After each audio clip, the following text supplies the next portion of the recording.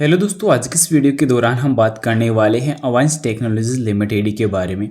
So guys, फिलहाल अवांस technologies में अगर बात की जाए तो पिछले 5 सेशन से अधिक में इसमें टाइम हो चुका है और रिकवरी काफ़ी अच्छी देखने को मिली है और बैक टू बैक रही है। ऐसा नहीं है कि किसी सिंगल डे में वापस कहीं उतार चढ़ाव देखने को मिले हो।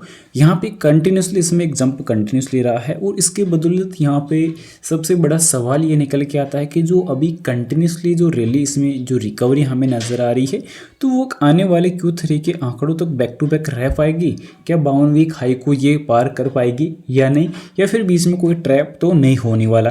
क्योंकि ट्रैप के पीछे का जो रीजन है वो ये है कि कंपनी ASM LT1 में ऑलरेडी आ चुकी है और इस वजह से कहीं ना कहीं कंपनी के जो मुश्किलें हैं वो फिर बढ़ सकती है। तो क्या सब चीज़ें यहाँ पे रहने वाली है उनको यहाँ पे कवर करने वाले हैं। पर बता दूं, बाई सेल के लिए कोई भी रिकमेंडेशन सजेशन नहीं रहेगी, जानकारी ओनली एजुकेशनल पर्पज़ के लिए रहेगी। सबसे पहले आज की क्लोजिंग अगर देखते हैं तो ₹1.23 पे यहाँ पे क्लोजिंग देखने को मिलेगी। इंट्राडे का सेम हाई आज और जो जंप है वो टोटल यहाँ पे सेम नजर आएगा।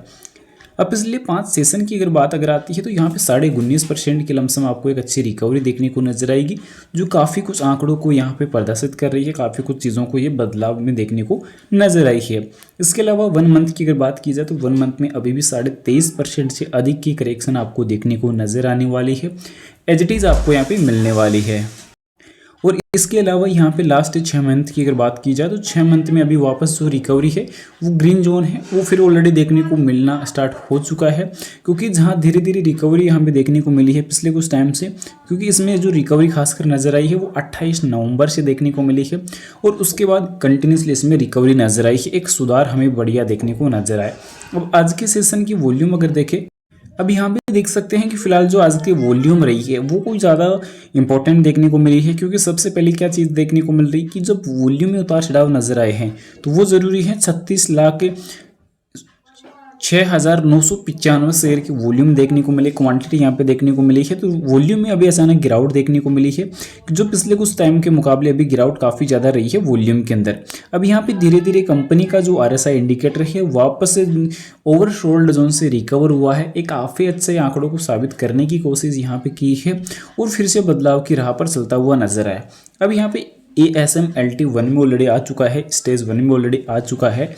अब यहाँ पे प्रॉब्लम्स फिर नजर आई। अब इस LTASM के पीछे का जो रीजन है वो काफ़ी इंपॉर्टेंट है, क्योंकि जैसा कि पहले ESM में था और अभी ASM में है और कंटिन्यूसली बैक टू बैक अगर इसमें इस प्रकार की रिकवरी अगर देखने को मिलती है तो ASM से सीधा ही ये ESM में आपको देखने को मिल जाएगी। क्योंकि ASM से ESM में जाना ये अपने आप में काफ़ी बड़ा सवाल होता है, क्योंकि जब चीज़ों में बदलाव अगर देखने को नजर नहीं आ रहे और कंटिन्यूसली कुछ जंप अगर देखने को मिल रही है, अनयूजफुल एक्टिविटी अगर देखने को मिल रही है, तो उस कंडीशन में फिर कंपनी ASM से ASM1 से ESM1 में जाने को मिलती है और वही चीज़ देखने को मिलेगी। जब इन सब चीज़ों पे कहीं ना कहीं दिक्कत आएगी और फिर यहाँ पे जो है अपने ऑर्डर जो वगैरह है, जो अपनी जो निकलने का जो काम है वो भी यहाँ पे नहीं हो पाएगा, क्योंकि फिर से वही group settlement type category company की काफ़ी घटिया है।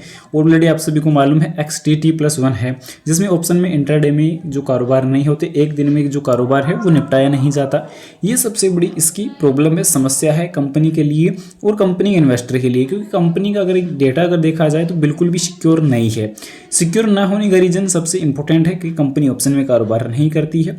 सेकेंडरी जो रीज़न है कि कंपनी के अंदर अभी प्रमोटर काफ़ी कम है, जो 1% से भी नीचे है, और इसके अलावा कंपनी ऑप्शन के क्राइटेरियाज को कंप्लीट नहीं करती है। दूसरा चीज़ ये देखने को मिल रहा है कि टोटल यहाँ पे कह सकते हैं कि 100% के लमसम यहाँ पे जो है पब्लिक भरी पड़ी है। तो ये भी रिस्क जोन है, क्योंकि अभी यहाँ पे अगर कंपनी के प्रमोटर्स से कंपनी ने अगर यहाँ पे कर्ज अगर ले रखा होता तो वो एक यहाँ पे चीज़ें थोड़ी सी यहाँ पे सोचने लायक होती है कि प्रमोटर्स के पास कंपनी का कर्जा है, पर यहाँ पे कंपनी का प्रमोटर भी टोटल फ्री है, जब चाहे निकल कर जा सकते हैं।